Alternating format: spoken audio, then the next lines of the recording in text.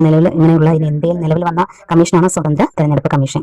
Article 324 സ്വതന്ത്ര Indian തെരഞ്ഞെടുപ്പ് കമ്മീഷനെ പറ്റി പറയുന്നത്. ആർട്ടിക്കിൾ 324 ഇത് 1989 വരെ ഈ തെരഞ്ഞെടുപ്പ് ഒരു ഏകാംഗ സമിതിയായിരുന്നു. 1989 വരെ തെരഞ്ഞെടുപ്പ് കമ്മീഷൻ എന്തായിരുന്നു?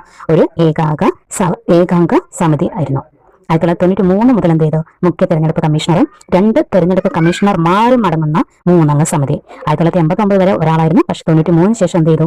3 അതായത് മുഖ്യ തെരഞ്ഞെടുപ്പ് കമ്മീഷണറും 2 തെരഞ്ഞെടുപ്പ് കമ്മീഷണർമാരും അടങ്ങുന്ന 3 അംഗ സമിതിയായി. അടുത്തത് തെരഞ്ഞെടുപ്പ് കമ്മീഷണർമാരെ നിയമിക്കുന്നവരാണെന്ന് വെച്ചാൽ രാഷ്ട്രപതിയാണ്. അത് കേന്ദ്ര മന്ത്രിസഭയുടെ ഉപദേശപ്രകാരമാണ് ആര് ചെയ്യുന്നത്? രാഷ്ട്രപതി തെരഞ്ഞെടുപ്പ് കമ്മീഷനെ നിയമിക്കുന്നത്. മുഖ്യ തെരഞ്ഞെടുപ്പ് കമ്മീഷനായ തെരഞ്ഞെടുപ്പ് കമ്മീഷന്റെ അധ്യക്ഷനാണ്. അതായത് മുഖ്യ തെരഞ്ഞെടുപ്പ് കമ്മീഷണറാണ് തെരഞ്ഞെടുപ്പ് കമ്മീഷന്റെ അധ്യക്ഷൻ. ഇനി ബാക്കി അതായത് മറ്റുള്ളവർക്ക് തെരഞ്ഞെടുപ്പ് കമ്മീഷണറേക്കാൾ കൂടുതൽ അധികാരങ്ങളോ ഒന്നുമില്ല. 6 വയസ്സ് അല്ലെങ്കിൽ 65 വയസ്സാണ് തെരഞ്ഞെടുപ്പ് കമ്മീഷന്റെ കാലാവധി. 6 വർഷം അല്ലെങ്കിൽ 65 വയസ്സ്. ഇതിൽ ഏതെങ്കിലും മുൻപ് ഏതാണ് നടക്കുന്നത്? ആ സമയത്ത് എന്ത് ചെയ്യണം? റിട്ടയർഡ്